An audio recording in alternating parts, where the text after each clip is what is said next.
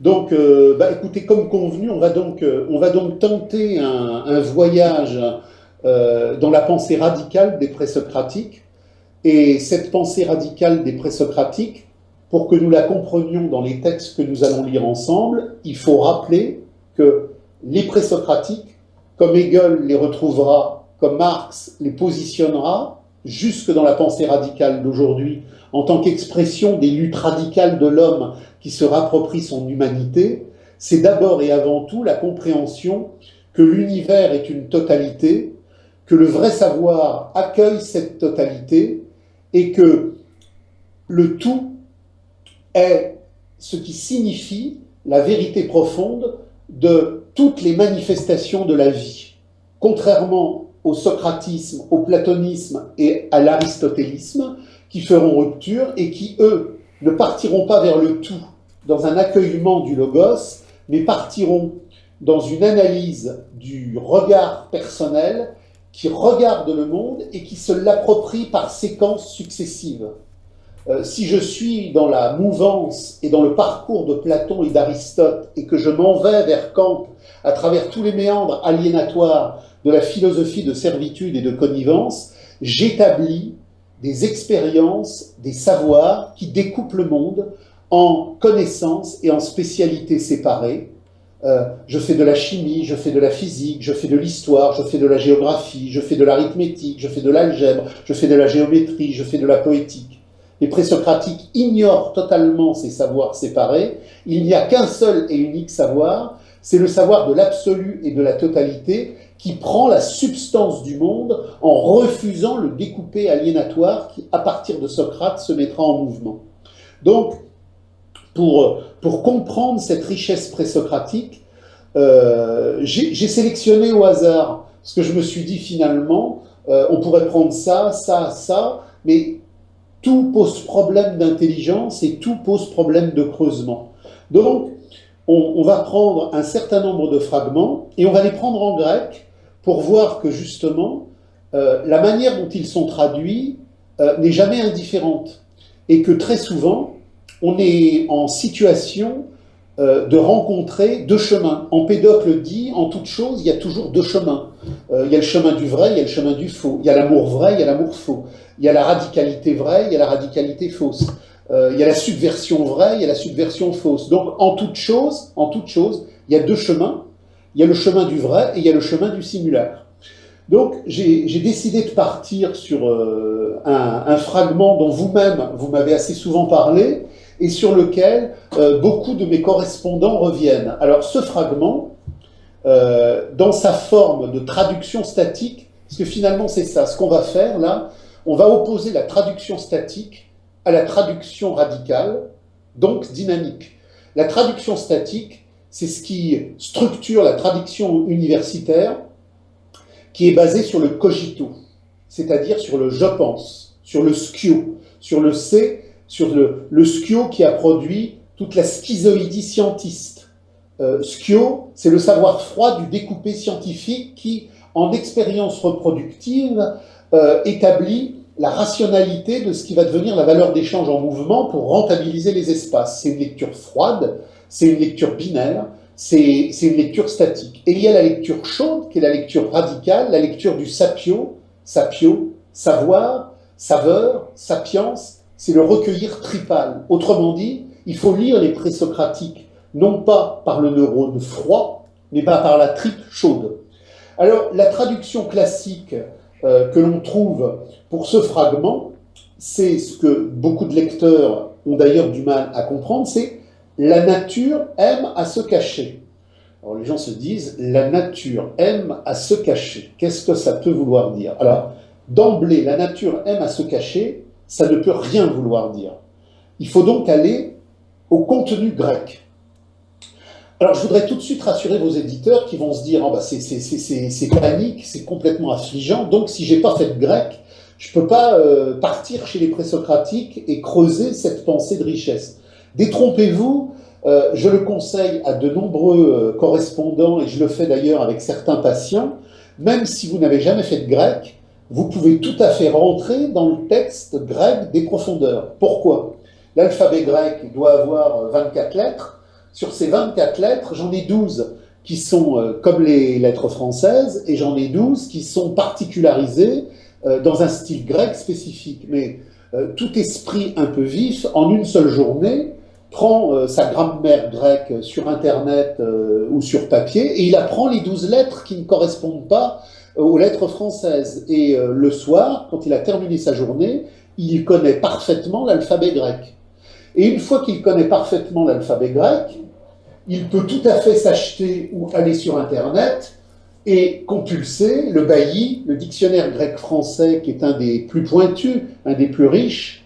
Et il a donc, parce qu'il connaît les lettres, la capacité d'entrer, la clé de la porte qui ouvre à toutes les terminologies et à toutes les richesses d'histoire, de sens et de signification de la langue.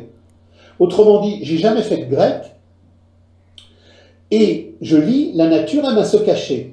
En grec, cela se dit physis, krupsestai, philei. J'ai appris mes 12 lettres, 12 plus 12, ça fait 24. Je vais dans mon bailli et je vais voir physis. Et je vais voir physis à travers plusieurs termes. Et je vais voir physis dans le déroulement du temps. Et je vais voir physis dans les contradictions. Et je vais voir physis dans les complémentarités. Je vais donc, avec mon intelligence et mon dictionnaire, même si je n'ai jamais fait de grec, avoir la capacité d'être confronté à l'étendue infinie des sens possibles. Et je vais donc, à partir de là, pouvoir avoir des éditions bilingues que j'ai sur Internet ou que j'ai chez Guillaume Budet ou à la librairie Vrin. Donc, j'ai jamais fait de grec. Je lis physis, krupsestai, philei. Je vois tout de suite que physis, la nature, la traduction classique que je retrouve dans la plupart des productions éditoriales, elle est extrêmement, extrêmement restreinte, mais que surtout, elle est extrêmement, extrêmement tardive. Je suis sur un texte d'Héraclite, je me situe plusieurs siècles avant Jésus-Christ, je suis assez loin d'Aristote, et je suis très très loin du texte grec tel qu'on le parlera dans l'Empire oriental de Byzance. On trouvera d'ailleurs la même chose quand on aura l'occasion de travailler les évangiles. On verra que le mot ecclésia a de nombreux sens et que le sens d'église est le sens terminal et le sens le plus restreint. Les présocratiques sont au début. Il faut donc chercher les sens les plus ouverts. Et comme ils sont au début, il faut chercher les sens les plus archaïques. La physis, c'est pas la nature. Quand Aristote parle de la nature et qu'il parle de la physis, il a bien, suite à la révolution aliénatoire du socratisme, qui épouse le développement de la société de l'avoir, après que les communautés de l'être eurent été effectivement invalidées, un sens qui correspond à la valeur d'échange en mouvement de la société grecque. Le génos communiste a été aboli par le démos de la rentabilisation des valeurs en mouvement, et le mot physis a effectivement, à l'époque d'Aristote, et bien plus encore, un sens restreint, circonscrit et limité. Il a bien ce sens de physis, c'est-à-dire de la nature en tant que réalité dynamique de la vie qui est là, mais qui demeure là, comme quelque part une extériorité à l'homme, comme un environnement, comme un environnement. À l'époque d'Héraclite, le mot physis est encore dans une communion encore chaude et charnelle avec son origine indo-européenne. Il est donc très très éloigné de la physis simple environnement. Il exprime ce que Hegel, ce que Heidegger ont vu, ont compris, une racine première qui renvoie au foyer de l'être. La physis, c'est d'abord une projection du fuo, qui est ce qui sera formalisé comme forme passée en grec du verbe croître, du verbe grandir, et que l'on retrouvera dans la formulation latine « je fus ». On est donc dans une problématique non pas d'environnement statique, mais de dynamique énergétique, l'énergeia, du croître, du grandir, du sortir, du développer, du déplier. Autrement dit, si je fais référence à la FU6, au FUO, au je fus, qui renvoie donc en tant que forme dynamique de l'essai E2SE latin, de l'einai grec, l'être, j'ai une compréhension que n'importe quel lecteur qui n'a pas fait de grec va pouvoir trouver dans le bailli s'il articule de manière dialectique et intelligente les sens pluriels et féconds des premières significations que l'on trouve dans la linguistique grecque qui découle de la linguistique indo-européenne. Autrement dit, Phoussis, si je le traduis comme les présocratiques, dans ce temps où la commune de l'être est morte et où la civilisation de l'avoir commence ses ravages, et que je comprends que les présocratiques sont des hommes d'alerte, ce sont des hommes d'éveil, d'éveillance, d'émerveillance, mais des hommes d'alerte qui indiquent ce qui est en train de mourir. Héraclite ne peut donc pas, puisqu'il parle d'un temps où la physis aristotélicienne, comme simple environnement de rentabilisation, est en train de se solidifier et se construire, en parler comme Aristote. Il en parle bien longtemps avant, comme quelque chose qui ne s'est pas encore réalisé sous la forme qu'Aristote va désigner. Il en parle donc comme de la forme première, primordiale, essentielle, et non dégénérée. Donc, cette physis cruxetai philei, ce qui est intéressant, c'est toujours de traduire par articulation dialectique. Avant de trouver l'articulation générale, je trouve les articulations singulières. Donc, la nature, qui serait la bonne traduction aristotélicienne, quoique encore incomplète, elle est forcément la très mauvaise traduction héraclitéenne. Si je veux traduire Phusis d'un point de vue héraclitéen, je prends cette dialectique de communication entre la racine indo-européenne, la racine grecque et toutes les ramifications que je vais pouvoir trouver, puisqu'il y a dans Phusis qui renvoie à Esse et à Einai, il y a aussi Vesta, c'est-à-dire les foyers, le foyer de l'être en son mouvement de feu. Donc, Phusis, c'est le croître, c'est le grandir, c'est l'autogénération, c'est l'automouvement, c'est l'autodépliement à l'infini de quelque chose qui donne enfin sa consécration parce qu'il va au bout d'un mouvement qui emplit la totalité du monde. Et la Phusis, c'est le mouvement du développé de la totalité du monde en tant que dialectique, dialectikos, qui crée le généré universel. Donc, si je veux traduire Phusis, il me faut au moins 10 à 12 mots pour synthétiser cette fertilité cosmique en mouvement qui contient à la fois la nature mais l'histoire, l'universel et la singularité, le particulier et le tout, l'animalité mais l'humanité, les minéraux mais les végétaux. C'est le croître de tout cela, mais ça n'est pas que le croître de tout cela, puisque c'est le croître de tout cela avec l'ensemble des parties constitutives qui se parlent en elles-mêmes et entre elles-mêmes. Hegel rappellera, lui qui est toujours revenu au présocratique, que le tout est supérieur à la somme des parties. La Phusis, ce n'est pas la somme des parties cosmiques qui font le tout du grandir du monde. C'est l'articulation dialectique et générique qui synthétise toutes les parties en une unité supérieure qui fait que justement, c'est le mouvement du généré universel. La Phusis est le mouvement du généré universel. Cruxestai philei. Philei, c'est la troisième personne du singulier de philo qui a donné philo, la philosophie.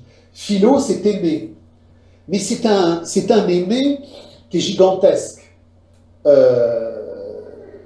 je dis que j'aime ma compagne et que je l'aime d'une ardeur érotique infinie, et que dans l'acte sexuel d'amour, qui n'est pas que sexuel, mais qui est tendresse infinie de compréhension historique, je dis philo, je dis phileia. Mais je dis philo et je dis phileia parce que l'amour de ma compagne est dans l'amour du tout, de la grande compréhension universelle qui va précisément produire la sagesse comme Sophia. La philosophie, c'est pas aimer la sagesse comme on aime la bicyclette, comme on aime le pastis ou la natation. C'est un philo tripal qui dit universel au sens où c'est une universalité qui s'empare de tout. Derrière l'amour de ma compagne, il y a l'amour du monde. Derrière la philosophia, il y a la sagesse du monde comme histoire en mouvement de plénitude des hommes. Donc, ce phileia, c'est pas aimez-vous le dernier film de XY. C'est un aimer d'une autre nature. C'est une appréciation de radicalité ontologique. C'est une propension dynamique à se définir par un agir donné. Donc, la nature aime à se cacher, on a déjà éliminé nature, et on va aimer le sens large et étendu de l'aimer radical. On ne va pas traduire aimer au sens où j'apprécie, ça me fait plaisir, au sens réducteur et réduit des aliénations contemporaines. C'est un amour tempête, c'est un amour savoir, c'est un amour tendresse, c'est un amour de radicalité et surtout d'infinie signifiance. Parce que ce phileia, en relation avec Phusis, qui nous a bien signifié le mouvement du généré universel, il s'étend. Puisque c'est le mouvement du généré universel, le phileia dont il est question ne peut être qu'un phileia de génération universelle, donc d'universalisation du généré, comme pratique, comme action, comme sensualité dynamique d'incarnation et de transformation. Donc, j'ai réglé Phusis, j'ai réglé phileia, maintenant, je vais régler krupsestai. Krupsestai, c'est un verbe grec qui renvoie effectivement au caché, mais plus encore au voilé. Il faut savoir, pour vos auditeurs, qu'il y avait un jeu. Il y avait un jeu en Grèce pour les enfants, et ce jeu, on l'appelait le Krouptida. Et on pourrait dire que ce Krouptida, c'était un jeu par lequel les enfants jouaient à chat, chat perché, cache-cache. Mais c'était un cache-cache dynamique qui n'était pas simplement un « je me cache, je me découvre ». Ça introduisait une dynamique de communication où on n'était pas simplement dans une activité d'un enfant qui joue avec un enfant, mais d'un enfant qui joue avec un enfant dans une pérégrination spatiale et temporelle qui permettait de comprendre ce qu'était le temps et ce qu'était l'espace. Donc, c'est quelque part, à partir du moment où j'ai la Phusis et le phileia, un cache-cache d'une autre nature, un cache-cache d'activité qui n'est pas simplement quelque chose de statique, mais quelque chose qui fait épreuve, et qui fait épreuve dans les traductions que l'on veut donner aux termes les plus proches de la radicalité de Phusis et de phileia. Ben je pense qu'il faut en revenir à ce qu'a vu Hegel et ce que verra Heidegger, c'est la compréhension du voile et du dévoilé. Puisqu'on est dans la physis de l'infini et qu'on est dans le philo de l'infini, on n'est pas simplement à faire un cache-cache enfantin, plus élaboré, adulte, plus radical. On change quelque part de nature puisqu'on va produire en quelque sorte un cache-cache ontologique. Donc le cache-cache ontologique, qu'est-ce qu'il dit? Il dit la soustraction. Le cache-cache primaire d'un enfant qui joue, c'est la notation du fait que l'enfant se soustrait au regard de l'autre enfant avec lequel il joue. C'est un soustraire qui voile, qui dissimule. Mais c'est un soustraire qui, en voilant et en dissimulant, a pour visée de ne plus soustraire, de ne plus dissimuler, et au contraire, quelque part, d'arborer la réalité prédissimulée. Il y a donc une dialectique dévoilée, voilée. Donc, je ne connais pas le grec, je suis dans mon bailli, et malgré le fait que je ne connaisse pas le grec, j'ai là toute une série d'éléments qui vont me permettre de réorganiser la traduction, non pas à partir du grec, entre guillemets, terminal, qui va trouver sa forme la plus asséchante dans les symphonies platoniciennes et aristotéliciennes, mais un grec ouvert, de profondeur, d'enrichissement absolument absolu, vers les ardeurs premières de la primordialité. Rappelons-nous toujours que le primordial, c'est le premier, mais c'est en même temps l'essentiel. Primordial, ça a deux sens. Donc, c'est parce que je suis au plus près des communautés de l'être, au plus loin des sociétés de l'avoir, au plus près de ce qu'était le génos communiste de la radicalité grecque pré-civilisationnelle, que j'ai la capacité de désigner, dans ce texte présocratique, quelque chose qui est en train de mourir, puisque je suis en train de basculer dans la société de l'avoir réalisé. Je renvoie à ce niveau-là vos lecteurs au texte d'Engels sur l'origine de la famille, de l'État et de la propriété, puisque Engels a bien positionné le passage du génos au démos. Nous sommes là au passage du démos. Héraclite écrit en un temps où la communauté est morte, mais où les effets de sa mort continuent de rappeler qu'elle existait. Il nous parle donc de la phusis d'avant, du philei d'avant, et il nous parle aussi du krupsestai philei d'avant.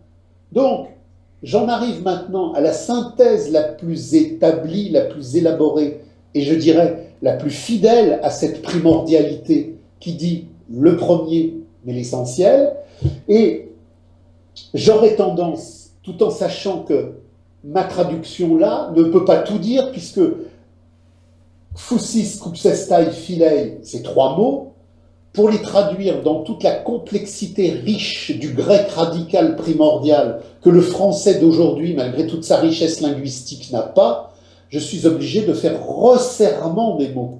Donc, le resserrement des mots, la nature aime à se cacher, ça, j'évacue, parce que c'est totalement antithétique à la réalité du texte. Et je dirais, moi, le mouvement du généré universel de la totalité du monde s'apprécie dès lors que l'on comprend qu'il se soustrait à l'opinion première. Dès lors qu'il se soustrait à l'opinion première. Parce que l'opinion première, telle qu'elle regarde la phusis, elle ne peut pas la voir. Il y a entre la phusis et l'homme qui la regarde le fait que la déchéance du primordial au civilisationnel a enrobé la phusis dans une soustraction à l'immédiateté. La phusis s'est médiatisée, et ce qui pour les chasseurs-cueilleurs, ce qui pour les Grecs premiers était immédiat, est devenu médiat. Dès lors que j'ai la souvenance de cette primordialité, et que je suis dans la phase historique où la société du démos de la valeur d'échange s'est mise en mouvement, phusis, krupsestai, philei, signifie que le mouvement de cette primordialité qui dit le croître, qui dit le grandir, qui dit le déployer de toute la richesse ontologique du monde, se soustrait nécessairement à l'opinion première. Autrement dit, on a déjà, et quelque part c'est quelque chose de merveilleux, On a déjà dans ce Fusis Crucetae Filei la formule de Hegel dans la phénoménologie de l'esprit, qu'il reprendra dans la logique, la vérité s'inscrit toujours en apparence. Qu'est-ce que la Fusis? C'est le mouvement du généré universel en sa vérité fondamentale de vérité autofondatrice. Et elle s'inscrit nécessairement en négative des apparences, parce que les apparences, c'est le monde de l'opinion première. Et mon opinion première, mon émotion narcissique substantielle, là, posée comme émoi, égotiste, coupé de tout arc historique, ça va nulle part. L'opinion première est toujours une imposture prisonnière des apparences. Autrement dit, on a dans cette pensée radicale présocratique quelque chose d'effectivement fantastique, parce qu'on a en quelque sorte là l'un des préambules par lesquels Hegel comprendra que ce qu'il appelle le concept, c'est-à-dire le mouvement du généré universel, puisqu'il reprendra cette dialectique-là, s'oppose par nature radicale à l'opinion première. Et que fera Hegel dans la phénoménologie de l'esprit? Et qu'est-ce qu'il reprendra dans la science de la logique? C'est que le parcours phénoménologique du savoir de l'expérience doit passer de l'apparence à l'essence, et une fois qu'il est en l'essence, mettre en jeu le dialogue conceptuel entre l'apparence et l'essence pour faire comprendre que l'opinion première est précisément ce que je dois renverser pour accéder à la Fusis, qui n'aime pas se cacher, mais qui, par le passage du primordial au civilisationnel, s'est soustrait à la vie des hommes, et donc à leur opinion première. Je ne sais pas si ça vous satisfait, et si vous pigez finalement toute cette dimension qui est d'une richesse incroyable. Parce que quand on prend en Garnier Flammarion, ou même en Pléiade, ou dans n'importe quelle édition, le texte, et la nature aime à se cacher, on part dans toutes les directions, et finalement, on ne voit pas où ça va. Bah, attendez, parce que moi, je me rappelle d'une traduction que vous m'aviez filée, où vous parliez des contraires dialectiques. Exactement. Alors attendez, je vais essayer de vous la retrouver, et puis peut-être que ça peut compléter un petit peu, parce que vous m'avez dit de toute façon, on peut pas vraiment traduire entièrement, Non. mais ça peut apporter un petit peu, je pense, à la traduction. Alors attendez. Parce que donc là du coup on fait dans la deuxième, car le penser et l'être sont une même chose. Ça. Donc alors attendez. Non mais là c'est intéressant parce que aussi vous donnez les outils pour le faire soi-même. C'est-à-dire que c'est pas difficile, hein, c'est ça. Il faut surtout que l'auditeur comprenne que un homme de désir est toujours un homme d'intelligence. Ouais. Et un homme de désir est toujours plus intelligent qu'un homme d'intelligence sans désir radical. L'universitaire le plus hellénisant qui soit, même agrégé ou docteur en grec, il n'a pas, s'il l'a pas, la flamme de radicalité pour saisir la charnélité de la Fusis. Pour saisir la charnélité de la Fusis, il ne faut pas être dans le cogito ou dans le schio, il faut être dans le sapio de la radicalité. Donc, j'ai beau avoir toutes les médailles du crétinisme universitaire de la marchandise, et je suis un spécialiste linguistique avéré du grec, si j'ai pas la flamme de radicalité d'automouvement de la Fusis, je vais lire mon texte comme je lirais une addition de 3 pots de petits pois en conserve. Ouais. Mais je passerai à côté. Voilà. C'est ça. Par contre, si j'ai jamais fait de grec, et que j'ai la flamme, moi je veux dire, j'ai fait des études de grec assez longtemps, j'avais quelques camarades d'études qui avaient la flamme, et il y avait vraiment un feu d'ouverture pour aller dans ces textes-là. Et puis j'avais les perroquets récitatifs. Ils sont passés à des années-lumière du texte. Alors ils le comprenaient très bien dans sa syntaxe statique, mais ils ne comprenaient strictement rien dans sa flamme insurrectionnaire.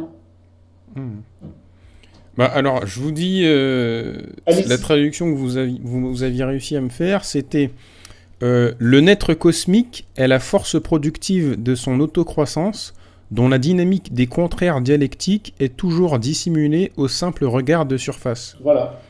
Donc je trouve celle-ci, elle est intéressante aussi au niveau des forces productives. Les deux se valent. Ce qu'il faut comprendre, c'est que les deux se valent, et elles se valent parce qu'elles ne sont pas uniques. On peut en faire une troisième, on peut en faire une quatrième, parce que la richesse conceptuelle et sémantique de ce grec du temps de la primordialité morte, mais encore vivante dans le souvenir des hommes, est d'une richesse infinie. Ouais. Si vous voulez, je dirais qu'on a les deux antipodes. On a la langue anglaise contemporaine dans sa forme phénoménale de simple outil pour le commerce des hommes aliénés, tel que la perfide Allion l'a généré par la grande révolution anglaise, qui est la langue la plus pauvre du monde. Et on a le grec dans sa forme riche de radicalité infinie. Et d'ailleurs, on peut même se poser la question, est-ce qu'il est possible de traduire ce fragment d'Héraclite avec le support linguistique anglais, qui est bardé de mots. Il y a une très grande richesse dans l'apparaître premier dans la langue anglaise. Il y a énormément de termes, mais il y a une pauvreté infinie dans la dynamique ontologique qui relie les termes. Donc comment traduire ça en anglais? On peut répondre que c'est impossible. De toute façon, les fragments des présocratiques, les fragments, c'est 3 mots, 5 mots, et c'est extrêmement riche. Voilà. Et justement, on remplace le qualitatif par le quantitatif, quoi. Donc, allez-y pour le deuxième fragment. Alors, étant donné que je me suis beaucoup occupé de ce premier fragment, je pensais prendre les autres en complémentarité. D'accord. Là, nous étions sur Héraclite. Là, on va passer chez Parménide. Là encore, la vision statique universitaire, dans sa forme, je dirais, la plus bétifiante, elle oppose Héraclite et Parménide à travers des catégories aliénatoires. Parménide, c'est l'homme de l'être, et Héraclite, c'est l'homme du devenir. Point. Si on lit les fragments sur la Phusis, tels que Héraclite et Parménide les ont écrits, c'est beaucoup plus riche que ça. Bien évidemment que Parménide s'est relativement plus arrêté à la forme de l'être, alors que Héraclite s'est davantage arrêté à la forme du devenir. Mais la forme du devenir héraclitéenne désigne l'être. Et la forme ontologique de l'être parménidéen désigne le substrat du devenir. Donc c'est beaucoup plus complexe que ça, et moi je conseille aux auditeurs d'aller dans une terminologie dialectique et dans une perspective historique ouverte, où le devenir appelle à l'être, où l'être appelle au devenir, et où Parménide et Héraclite dialoguent en permanence, en ce sens qu'ils sont complémentaires dans une même unité matricielle. Alors j'ai choisi un fragment de Parménide qui est assez simple, et qui est aussi, lui, très riche, et quelque part, il prolonge. Alors, le fragment nous dit « Togar auto noen, estim te kai einai ». Bon, alors, on a des formules grecques. Togar, on le retrouve dans plein de textes. Tekai aussi. C'est des formulations logiques de basculement du texte qui signifient « en effet »,« mais »,« cela explique ». Donc, c'est des formules un petit peu non pas passe-partout, mais d'ouverture universelle qu'on retrouve dans tous les textes grecs. Ce qui est intéressant, c'est de partir des deux armatures essentielles. Donc, on a une armature essentielle pour la langue et pour la signification de ce que veut dire Parménide, c'est le noein. Noein. Et on a une autre formulation importante qui est einai. On a vu tout à l'heure, quand on a vu Phusis, que la Phusis, le Phuo, il renvoie à l'einai. C'est-à-dire que la Phusis, qui est le devenir infini du croître, est ce qui définit l'être. Qu'est-ce que l'être? C'est le devenir infini du croître, parce que précisément, la richesse de l'être, c'est d'être un autodéveloppement. L'être n'est pas immobile. L'être et la mobilité de sa richesse identitaire, telle qu'elle positionne le devenir des hommes en la nature cosmique de ce qui fait l'histoire de leur parcours existentiel et qui permet de comprendre la réalité ontologique absolue de leur caractérisation fondamentale. Donc, einai, la forme être en grec, einai, elle renvoie bien évidemment à phusis, parce que pour les Grecs, l'einai n'a de sens qu'au regard de la phusis.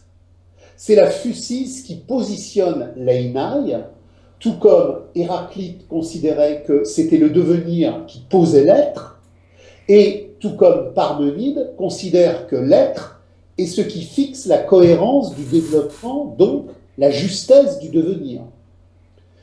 Et entre Noé et einai, j'ai esti, qui veut dire être, troisième personne du singulier.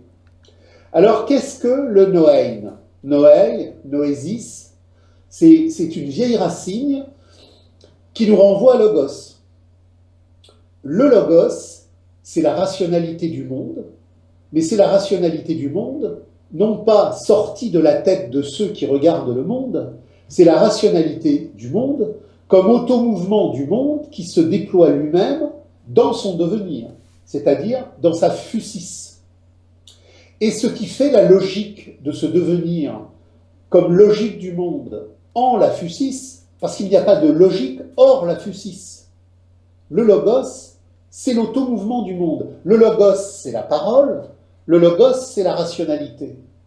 Et ça vient d'une vieille racine indo-européenne, log, qui renvoie à ce temps où les chasseurs-cueilleurs étaient donc des cueilleurs, des recueilleurs, des accueilleurs, c'est-à-dire des hommes qui, de la même manière qu'ils accueillaient les baies qui tombaient entre leurs mains et le gibier qu'ils chassaient, accueillaient la plénitude du monde. Le skio pathologique de la valeur d'échange en mouvement s'approprie le monde dans une extension de rentabilisation successive qui fait des hommes les propriétaires aliénés d'un monde approprié. Les chasseurs-cueilleurs ne sont pas dans ce rapport d'aliénation, ils sont dans un rapport d'humilité, homo, humilis, profondeur de terre, ils accueillent le monde et ils accueillent le monde dans son logos, c'est-à-dire dans sa radicalité universelle qui dit le sens. Le logos fait sens. Ce n'est pas l'homme en regardant le monde qui trouve au monde qu'il y a du sens. Le sens nous est donné par le logos en nous, et le sens est à la fois signification et sensualité. C'est pour cela qu'il est sapio, et c'est pour ça qu'il est sapiens.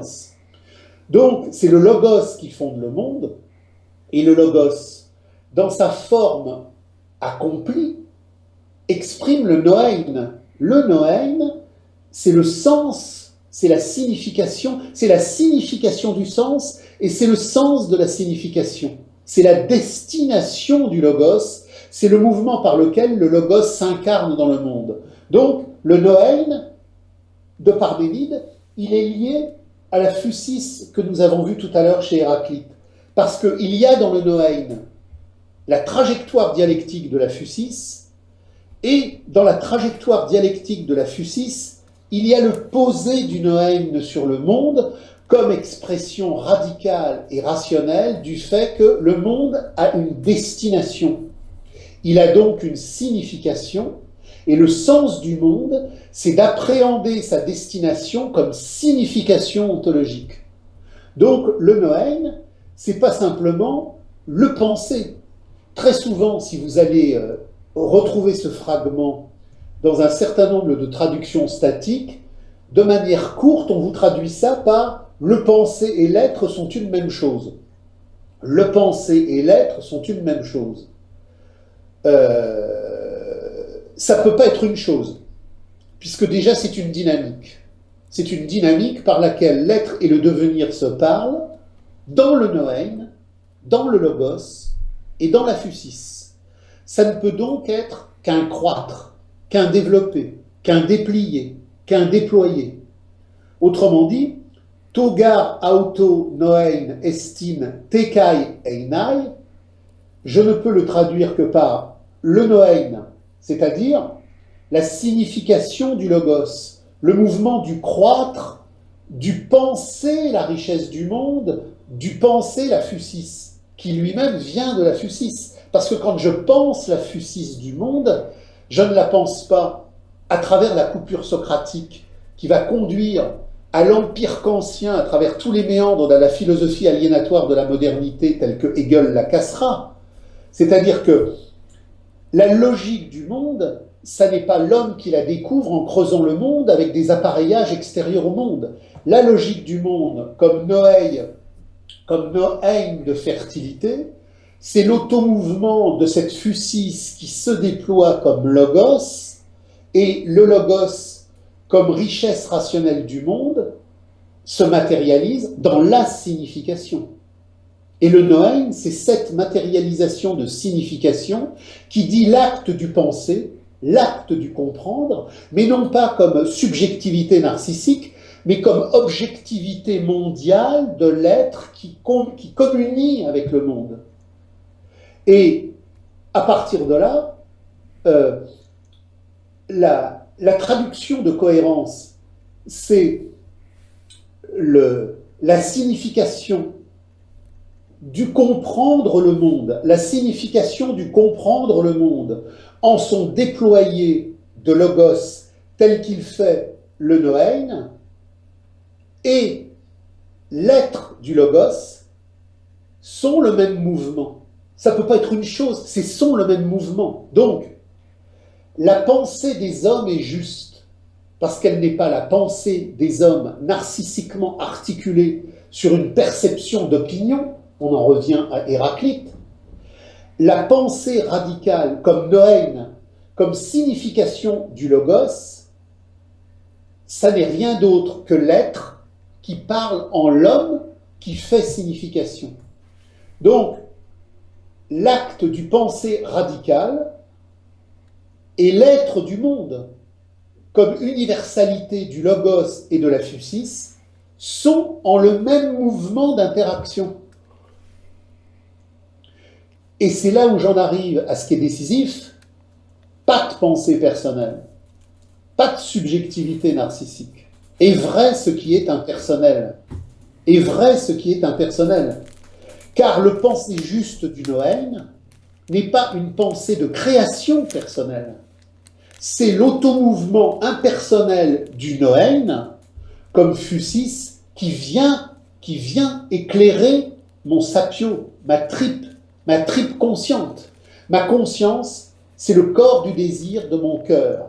C'est mon corps en mouvement de conscience. C'est la totalité générique qui fait que je ne suis pas séparé. Je n'ai pas une conscience, un sexe, un corps, une âme. Je suis une unité générique de désir vivre. Et c'est moi, dans mon unité générique de désir vivre, qui, quand je suis en communion avec le Noën, le logos, la physis, qui sont finalement des mots qui disent la même chose à un niveau différent. On pourrait dire que le Noën, la physis, le logos, c'est des instants du déployé dialectique de la richesse du monde. Donc, le penser vrai ne peut pas être autre chose que la dialectique d'extériorisation du monde réel, vrai, en tant que Noën, en tant que physis, en tant que logos. Et là, le fragment parménidien, il répond, on pourrait presque dire, dans un dialogue amoureux avec le dialogue d'Héraclite, puisque c'est tout l'amour du monde, c'est tout l'amour des êtres qui, dans la physis et dans le Noën, dit que ce que dira Marx plus tard, je rappelle à vos auditeurs que la thèse de doctorat de Marx, c'est Démocrite et Épicure. On n'est plus sur Héraclite et Parménide, mais on est dans un débat sur l'atomistique classique grecque qui renvoie à toutes ces problématiques-là. Et Marx dira souvent, quand je dis quelque chose d'important, ça ne sort pas de mon cerveau, c'est l'expression dialectique et historique du mouvement réel. Les communistes n'ont rien inventé, les communistes n'ont pas produit une théorie nouvelle, ils expriment la radicalité ontologique du mouvement réel de la subversion mondiale. Et c'est ce que nous dit Parménide à un autre moment, dans une autre séquence dialectique. Le vrai penser le Noein n'est rien d'autre que le mouvement de la réalité profonde du Logos qui se déploie en la pensée de celui qui pense avec justesse. D'accord. Ça vous va? Ben, alors faites un petit résumé, du coup, dites le fragment, et puis en résumé, en synthétiser Alors en synthétisé, si vous voulez, je reprends Togar auto noen, estin te kai einai, le pensée qui fait signification et l'être de la signification en tant que vérité du monde exprime le même mouvement. D'accord, parfait. Alors oui, du coup, justement, en fait, à un moment, vous avez parlé donc du sapio, oui. Et vous avez parlé de sapiens. Oui. Et en fait, j'ai immédiatement pensé à Homo sapiens. Parce que, alors, du coup, est-ce que vous pouvez expliciter un petit peu parce que bon, il y a l'Homo sapiens, mais il y a d'autres Homo. Donc, il y a Homo erectus, par exemple. Quand on parle de l'Homo sapiens, on parle en quelque sorte d'un moment décisif où l'homme n'est plus simplement un homo faber, c'est-à-dire un homme qui a des techniques, un homme qui a des pratiques, mais il est sapiens au sens il devient sujet historique, préhistorique, en capacité de produire des significations explicatives, pas simplement de la petite fabrication que faisait le faber, mais quelque part d'un ordonnancement de son monde et donc d'un ordonnancement du monde. Mais il faut prendre garde au fait que le sapiens dont parle l'archéologie ou la préhistoire, c'est effectivement un sapiens étroit, technique. La sapiens telle qu'elle était parlée au Moyen-Âge, puisque ce mot a disparu plus ou moins de la langue française, il est encore usité, mais si vous voulez, dans des formes précieuses. Les gens ne disent plus la sapiens. Il y a dans la sapiens quelque chose de plus que le savoir. La sapiens est un savoir de saveur qui dit la sagesse. C'est quelque chose d'extrêmement profond. Donc, il faut en revenir à l'étymologie de sapio, parce que même la sapiens médiévale, qui est riche, qui est beaucoup plus riche que le simple sapiens technique des préhistoriens contemporains, on est déjà loin des temps primordiaux du sapio premier. Dans le sapio premier, à la limite, je dirais que, puisqu'il vient de la préhistoire, il est un reniflé. Il y a dans sapio renifler le champ des émulsions et des émois du monde. Le chasseur-cueilleur, quand il partait en chasse, il avait bien évidemment une capacité analytique, mais il avait aussi une capacité de saveur, au sens où, si nous, on part tous les deux tout à l'heure dans la forêt et qu'on se retrouve face à des pistes, il y en a plein qu'on ne verra même pas. Il y en a quelques-unes qu'on verra, mais qu'on ne sera certainement pas en capacité de comprendre.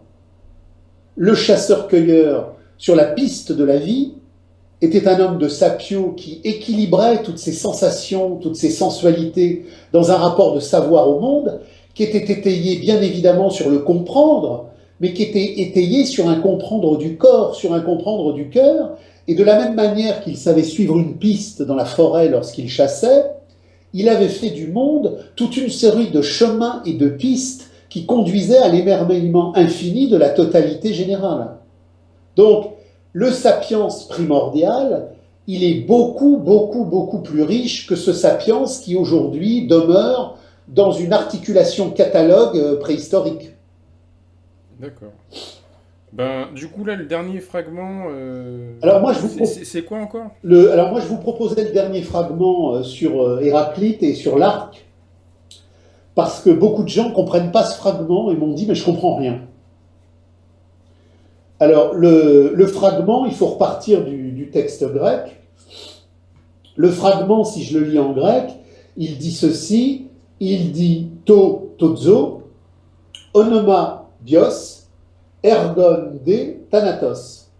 La plupart du temps, il est traduit dans les traductions universitatiques par le nom de l'arc est vie, mais son action est mort. le nom de l'arc est vie, mais son action est mort. Ou on trouve aussi, mais son ouvrage, ou sa conclusion, ou sa conséquence. Donc, le nom de l'arc, c'est la vie, mais sa conséquence, c'est la mort. Alors, les gens se disent, mais qu'est-ce que ce truc peut bien vouloir dire?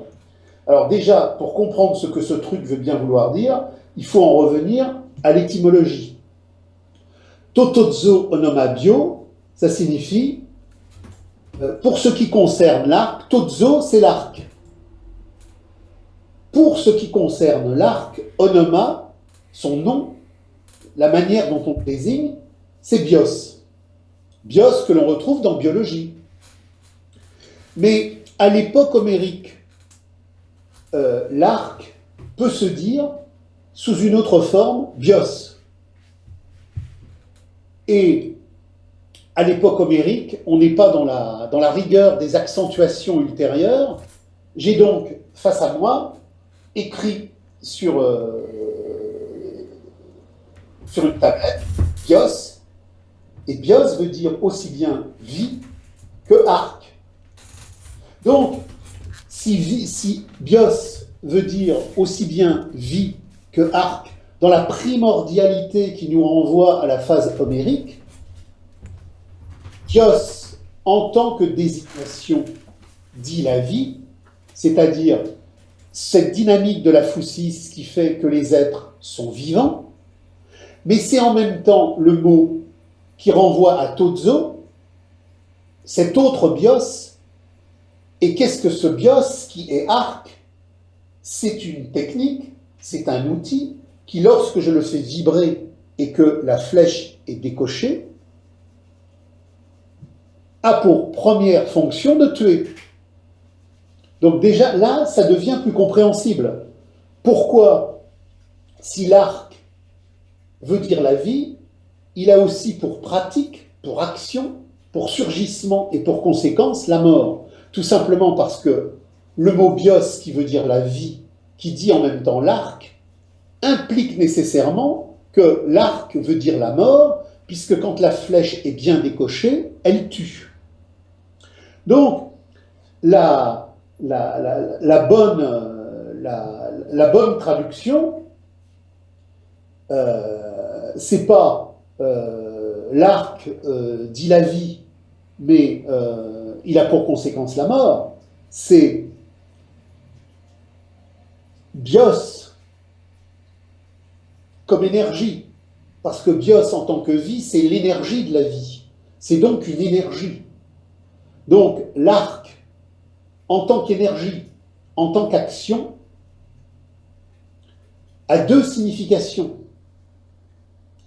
Il dit la vie qui se déploie en la phusis, mais il dit la mort qui se déploie en la phusis, parce que la mort n'a pas de sens sans la vie, et parce que la vie n'a pas de sens en la mort, et sans la mort.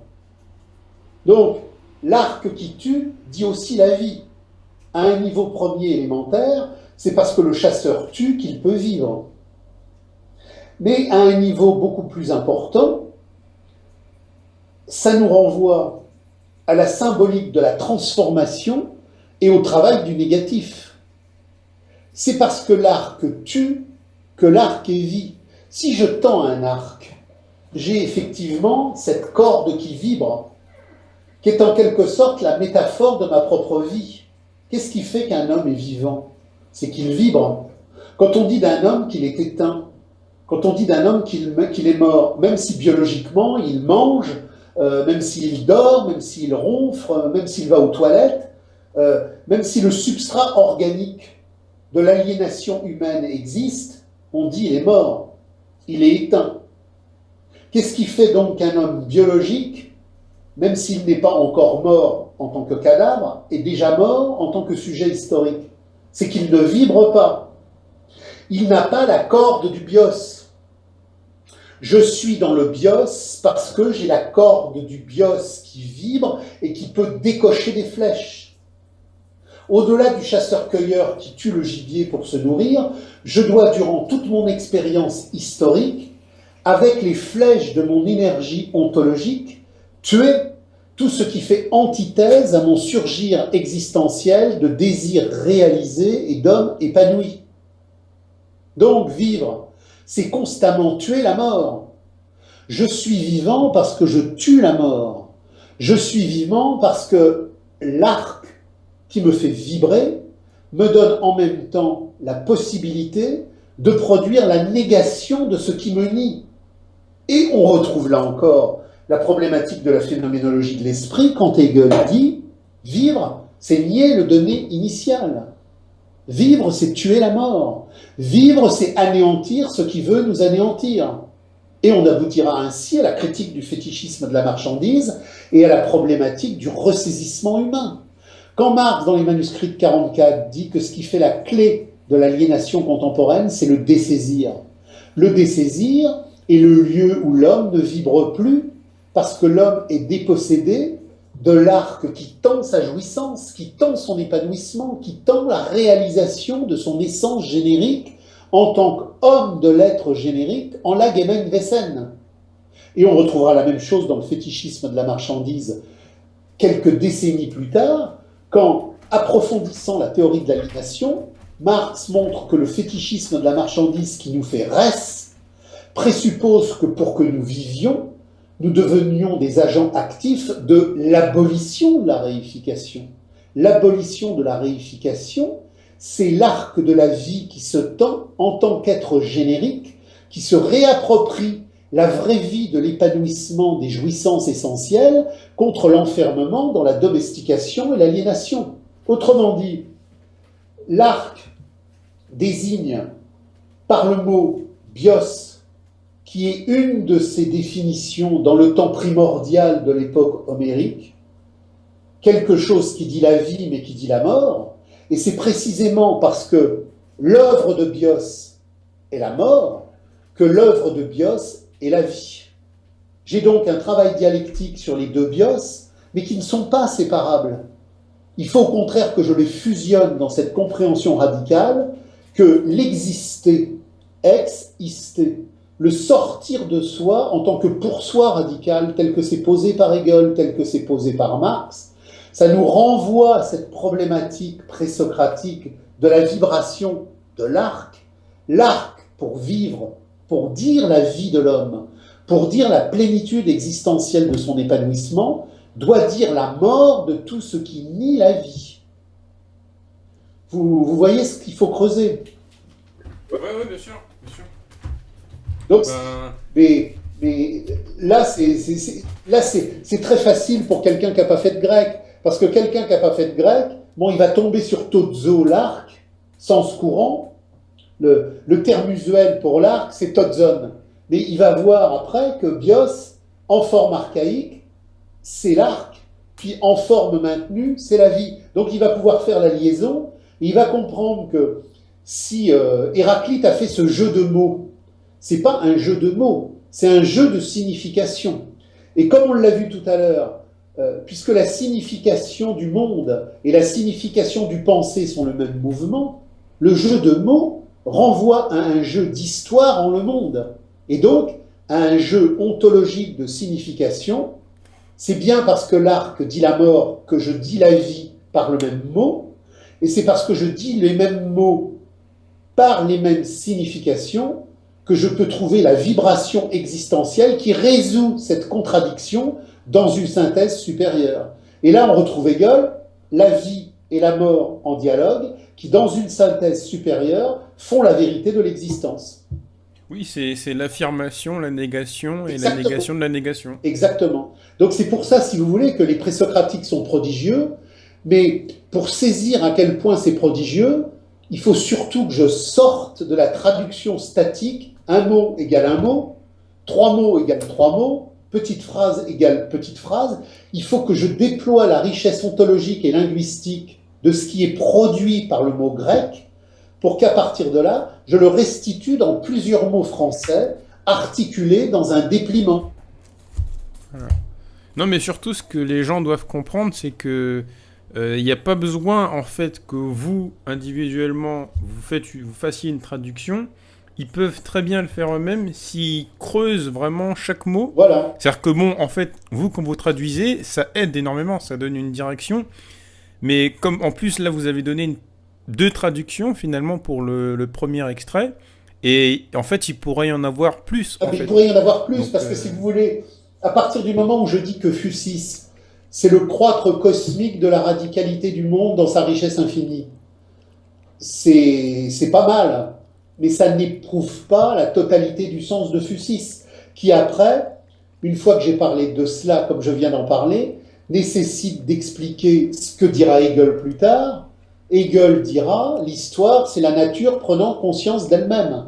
Mais l'histoire, c'est la nature prenant conscience d'elle-même, c'est contenu quelque part dans l'étymologie radicale de l'ontologie de Fucis, puisqu'il y a dans la Fucis, il y a la nature, il y a la conscience de l'homme, il y a le déployé de l'homme, il y a l'histoire du déployé de l'histoire de l'homme dans l'histoire de l'homme reprenant en compte l'histoire de l'histoire.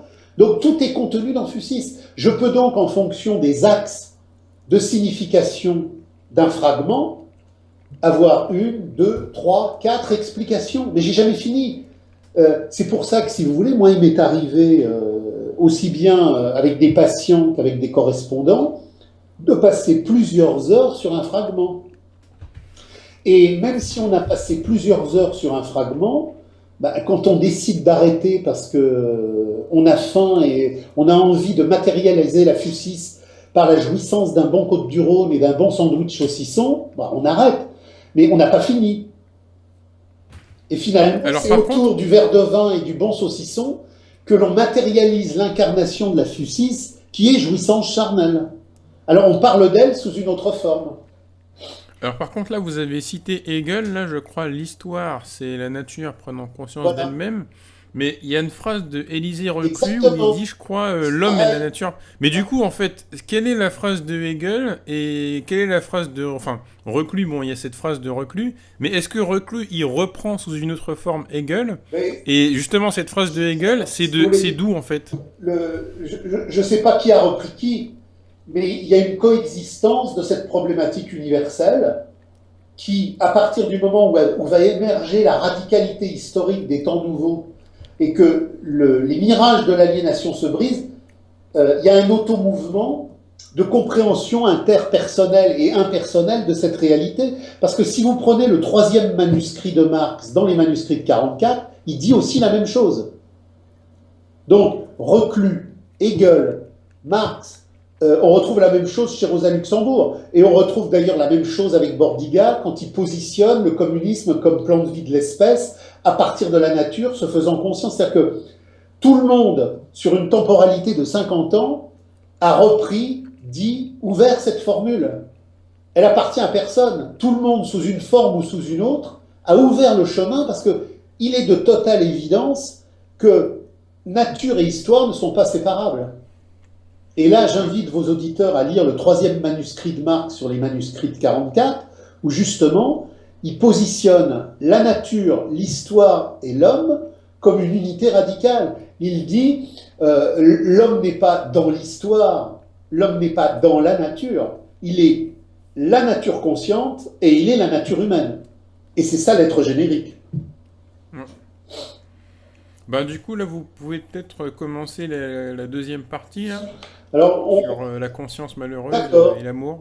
Alors, concernant cette deuxième partie, je vais faire une synthèse la plus synthétique possible, parce que, comme nous l'ont demandé un certain nombre de correspondants ou de contacts, saisir en quoi la phénoménologie de l'esprit, telle qu'elle renvoie au manuscrit de 44, au Grundrisse, au Capital, à la science de la logique, puis à tous les textes qui vont mener finalement à la critique du programme de Gotha, fait sens dans une activité d'analyse et de dévoilement du faux, c'est partir finalement sur un certain nombre de cheminements.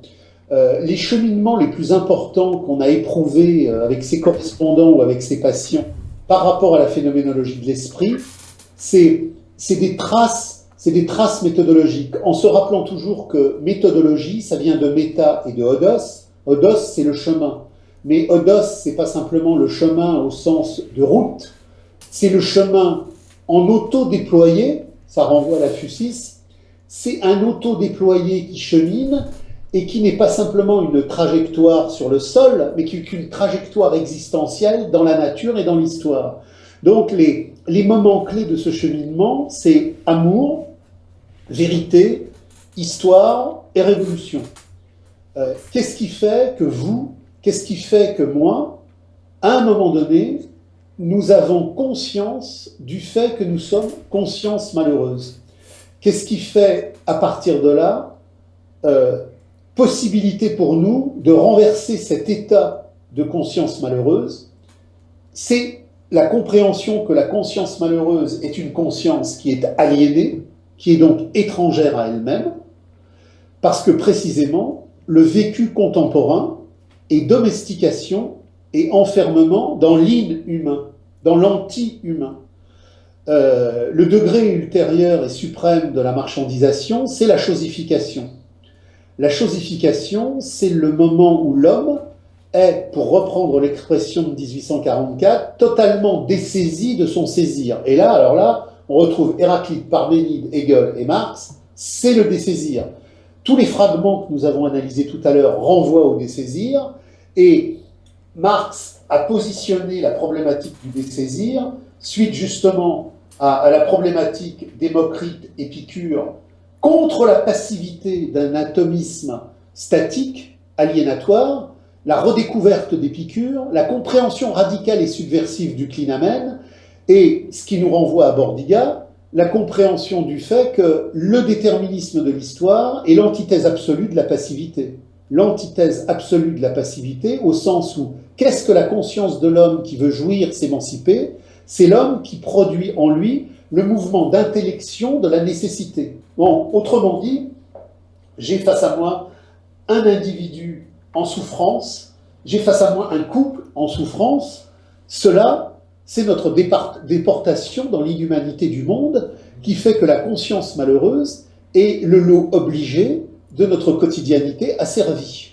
La quotidianité asservie par le fétichisme de la marchandise, c'est ma réduction dans le système de l'économie narcissique des échanges à être une représentation monadique, atomistique, névrotique, totalement coupée de sa naturalité ontologique, coupée de toute physis, coupée de tout logos. Donc, la conscience malheureuse, c'est une conscience qui découle de la grande déportation des hommes dans le mouvement ascensionnel de la valeur d'échange, depuis que par la révolution néolithique, on est passé des communautés de l'être à la société de l'avoir. Les communautés de l'être sont des communautés incomplètes de l'être incomplet, puisqu'il y a une aliénation à l'intérieur de ces communautés, puisqu'elles butent sur l'universalité du comprendre, sur l'universalité du jouir, sur l'universalité du saisir, le nécessaire saisir. Mais elles sont encore naturelles. Le passage à la société de l'avoir, c'est l'engrenage qui, de naturalité réduite en naturalité réduite, va aboutir à l'antinaturalité achevée. Le communisme, dit Marx, c'est le naturalisme achevé. Le capitalisme réalisé de la domination totale contemporaine, c'est l'antinaturalisme achevé. Donc, quand je parle à un individu, quand un couple nous parle et qu'on parle de notre dépossession, de notre aliénation, de notre non-jouissance, de notre angoisse, de notre angustia, de notre non-resserrement, on parle du fait que nous sommes absents à notre propre corps générique. Qu'est-ce que le corps générique?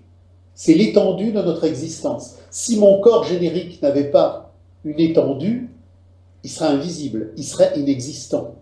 Mon exister, c'est-à-dire le mouvement par lequel mon corps générique est posé dans l'espace-temps de l'histoire du monde, c'est le fait qu'il pose une étendue qui va rencontrer d'autres étendues.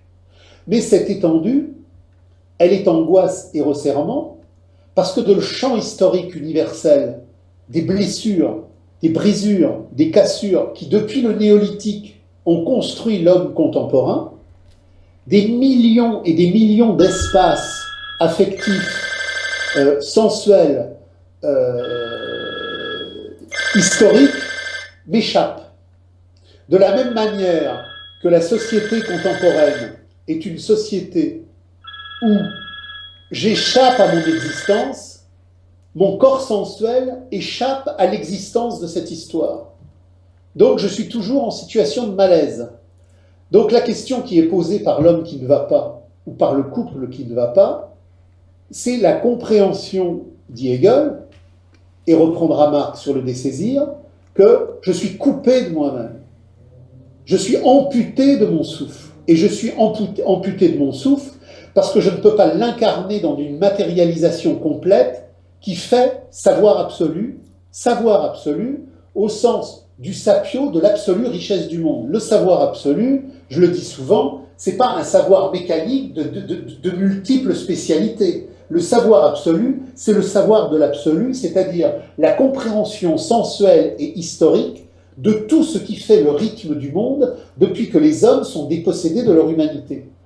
Quand je suis né, j'ai basculé dans le monde de l'inanité, de la vacuité, de la domestication, et des pans entiers de ce qui fait le monde sont pour moi des étrangetés, l'étrangéité aliénatoire du monde, dit Hegel.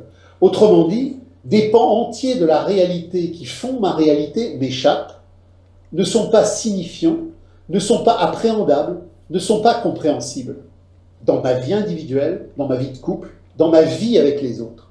Et l'angoisse vient du fait que je suis resserré en mon petit être atomistique, névrotique, narcissique, qui ne saisit pas la totalité de la fusis en mouvement.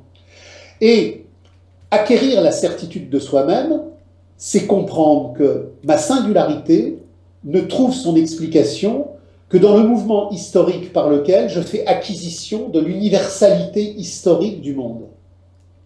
Donc, à partir de là, amour, vérité, histoire et révolution se tiennent, ils découlent de la fusis organique. Quand je dis fusis organique et que je dis croître, que je dis sensation, que je dis sensualité et que je dis conscience, je dis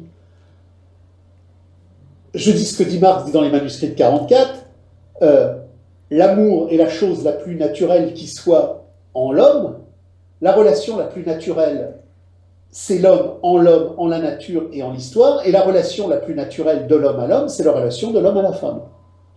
Donc, c'est la relation d'amour, de radicalité, qui se positionne dans l'histoire et dans le devenir.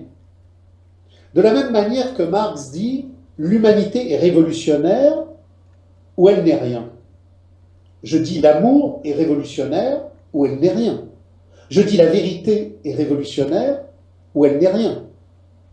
L'affection, la sensualité sont révolutionnaires ou elles ne sont rien. Qu'est-ce que j'entends par révolution? J'entends par révolution la signification primordiale et étymologique du révolutio, c'est-à-dire le retour à l'origine en tant que retour désaliénant, en tant qu'acte ontologique radical par lequel je retourne à l'être générique de ma véritable substance émancipée. Donc, s'aimer, non pas dans le périmètre narcissique de la représentation spectaculaire, de la marchandise humaine, mais s'aimer en tant que s'apprécier ontologiquement, c'est faire œuvre révolutionnaire entre le faux et le vrai, le désir vrai et le désir faux, l'ordre de la marchandise aliénatoire et l'ordre de la relation érotique de l'être générique. Aimer l'autre, c'est avoir une relation d'amour révolutionnaire à l'autre qui épouse la révolution mondiale du comprendre radical qui, du néolithique jusqu'à aujourd'hui, nous impose, lorsque la crise terminale de l'aliénation surgira, de produire l'éradication définitive de toute aliénation. Autrement dit, amour, vérité, histoire et révolution, en tant que vraie substance du mouvement générique de retour à l'homme dans son humanité profonde, c'est en lui, en son couple, dans sa relation aux autres, avoir un dialogue de révolution universelle avec le mouvement de l'histoire universelle dont nous ne sommes qu'une parcelle. Je n'ai pas de singularité. Vous n'avez pas de singularité. Deux individus en couple n'ont pas de singularité, si ce n'est que leur singularité a une identité et une caractéristique, qui n'a pas son scénario autonome, mais qui a un scénario qui représente un seuil donné de l'histoire du monde. Le malaise, la déprime, la dépossession, l'allée-mal, tout ça résulte du fait, pour parler en termes hegéliens, que nous n'avons pas le savoir radical, absolu, de tout ce déployer aliénatoire, et que des pans entiers de notre histoire nous échappent, parce que des pans entiers de l'histoire du monde nous échappent. Et les pans entiers de l'histoire qui nous échappent en nous épousent ceux de l'histoire du monde que nous n'avons pas saisis. Autrement dit, produire l'acte d'auto-émancipation par lequel l'amour, la vérité, l'histoire ont un sens, c'est saisir l'acte signifiant de révolution qui doit les traverser, puisque la physis est un grandir infini de croître qui nous ramène aux origines essentielles du primordial. Et c'est donc à partir de cet acte de radicalité qui fait que je me positionne en situation révolutionnaire par rapport à l'histoire, que je me pose en situation révolutionnaire par rapport à moi-même, que je me pose en situation révolutionnaire par rapport à l'homme ou à la femme que j'aime. Et aimer l'autre n'a de sens que si je l'aime dans cette radicalité révolutionnaire du monde qui fait que nous ne sommes pas deux solitudes paumées qui s'agrégeons pour voir le temps passer et pour effectivement essayer d'évacuer les traumas que l'ordre du monde a mis en nous à travers les scénarios familiaux des brisures, mais parce que nous nous réapproprions notre histoire comme agent actif, comme agent de radicalité, nous sortons de l'en-soi limité de notre enclosure dans le temps aliéné de la représentation narcissique des échanges, pour produire le pour-soi radical de la vraie caresse, de la vraie sexualité, de la vraie conscience. Tout ça à rebours de la dialectique industrielle, de la marchandisation forcée qui a produit le temps contemporain, de la liberté dictatoriale du profit démocratique, qui n'est pas simplement un profit économique, mais qui est un profit narcissique des échanges, puisque la rencontre de deux êtres en ce monde de la brisure est coupée de toute histoire pour cultiver la macération toxique de la compensation du « je suis bien avec toi, tu es bien avec moi, enfermons-nous dans ce petit monde séparé de l'histoire, creusons notre petit jardin personnel ». Et c'est ça qui produit la dépossession, l'angoisse et la mort. Donc, saisir l'amour, la vérité et le devenir comme réalité radicale, mais ça nous ramène tout simplement, bien évidemment, à Marx et à Engels et à Hegel sur les manuscrits de 1944 et sur le fétichisme de la marchandise, la phénoménologie de l'esprit et la science de la logique, mais tout se tient. Tout se tient parce que la grande rupture hegelienne, la grande rupture hegelienne est venue quand précisément Hegel a brisé l'imposture kantienne qui contenait toutes les impostures philosophiques nées à partir de Socrate et qu'il est retourné au présocratique. Donc, saisir l'amour, la vérité et l'histoire dans la perspective révolutionnaire que Hegel et Marx se sont posés, c'est avec humilité comprendre qu'elle est déjà posée dans les fragments de cette primordialité, dans ces tout petits fragments, mais qui sont d'une richesse infinie, parce que précisément, l'arc de la vie doit tuer la mort, parce que la physis du croître doit briser les impostures de l'opinion première, et tout simplement parce que le penser de la radicalité singulière doit épouser la radicalité du penser mondial. Donc tout se tient. Il n'y a pas les présocratiques, il n'y a pas Hegel, il n'y a pas Marx, il y a tout le devenir du monde dans ces contradictions historiques qui poussent à la réappropriation de l'humanité par les hommes eux-mêmes. Et il y a donc une même unité dialectique qui est posée, le tout est l'ordre du monde. Mais puisque le tout est l'ordre du monde, je ne peux pas avoir... alors, bien évidemment, quand la crise terminale aura lieu et que tout s'effondrera, nous aurons tous la capacité, dans le tumulte communautaire, de recréer la communauté. Mais en attendant le tumulte terminal qui recréera la communauté, j'ai une vie individuelle, on a des vies de couple, on est enfermé dans le mensonge du monde. La question qui est posée par mes correspondants et mes patients, c'est même si nous ne vivons pas encore la crise terminale, est-il possible, dans le monde de l'horreur absolue et du mensonge concentrationnaire, d'avoir des relations existentielles, amoureuses, affectives, qui aient du sens? Mais bien évidemment, Et le seul trajet pour que tout cela ait du sens en attendant la crise terminale, c'est que nous épousions dans nos vies individuelles les parcours de l'histoire totale. Autrement dit, c'est parce que j'épouse le parcours de l'histoire totale du devenir révolutionnaire mondial que le monde de ma petite singularité personnelle n'est plus un atome narcissique perdu, mais qu'il est une parcelle de cette universalité en mouvement.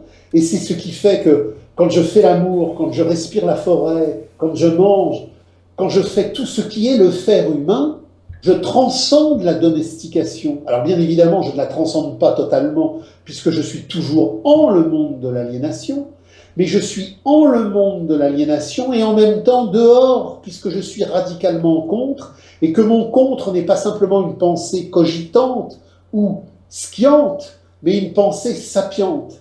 Et parce qu'elle est une pensée sapiente de l'érotisme, de la sensualité et du toucher de la fucis dans toutes ses formes de grandir, mon corps est un corps présent. Mon corps n'est pas un corps absent, désarticulé par le devenir du capital. Il se sait présence au monde dans toutes les saveurs du véritable ressentir. Et à partir de là, je comprends tous les mensonges du monde, l'imposture du terrorisme, je comprends l'imposture des mythes de toutes les guerres, de la première, de la seconde et de toutes les autres, et de celles qui ont précédé. Je comprends tous les mensonges qui, depuis le néolithique jusqu'à aujourd'hui, ont effectivement martelé la dépossession des hommes. Et c'est parce que ma conscience radicale de sapio comprend la totalité des mensonges du monde, de la révolution néolithique à aujourd'hui, que je peux faire de ma vie sensuelle et sensitive une vie de conscience radicale qui renverse les mensonges que le monde de la reproduction veut faire rentrer dans mon existence. Donc, un individu aujourd'hui, en situation non pas de bonheur absolu, ça ce sera demain dans la commune émancipée, mais en situation de bonheur relatif, un couple en situation de bonheur relatif, une émergence de vie en situation de bonheur relatif, c'est une vie qui s'est réapproprié la fucis du monde, qui s'est réapproprié la conscience de l'absolu du monde, qui s'est réapproprié la phénoménologie de l'esprit du monde, et qui donc aboutit à la claire compréhension de l'être générique, et donc à la radicalité subversive qui fait que plus jamais, je ne confondrai les vrais plaisirs et les fausses joies. Donc le monde de la marchandise peut continuer à se développer jusqu'à sa crise terminale. Il y a en moi quelque chose aujourd'hui d'invariant qui fait que je ne serai plus dupe dans aucun domaine de l'extériorisation de la fusis de mon cœur, de la fusis de mon corps, de la fusis de ma conscience. Le monde ne pourra plus jamais confisquer ce qui fait ma matrice substantielle. Je n'aurai plus jamais d'angoisse générique. J'aurai par moments des inquiétudes, j'aurai par moments des difficultés, par moments je buterai sur certaines configurations existentielles de mon quotidien.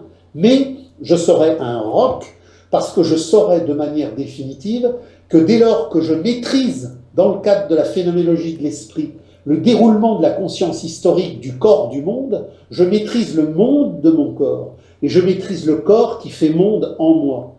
Présocratique, Hegel, Marx, tout se tient dans une unité dialectique radicale, parfaite, au sens où, comme le disait Bordiga, l'émancipation de la communauté humaine est bien le plan de vie de l'espèce. Mais ce n'est pas un plan de vie de l'espèce qui est fait par un démiurge sur un tableau avec des craies, des croix, des règles, des tirets, des triangles.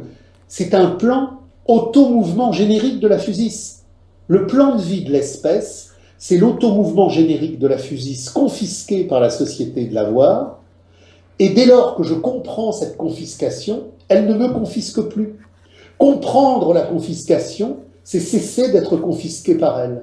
Et vivre en amour, en tendresse, en conscience, c'est se déconfisquer, c'est produire l'acte du dessaisir, réactiver sur le ressaisir, et c'est à partir de là se réapproprier notre propre existence comme saisir de notre propre vie.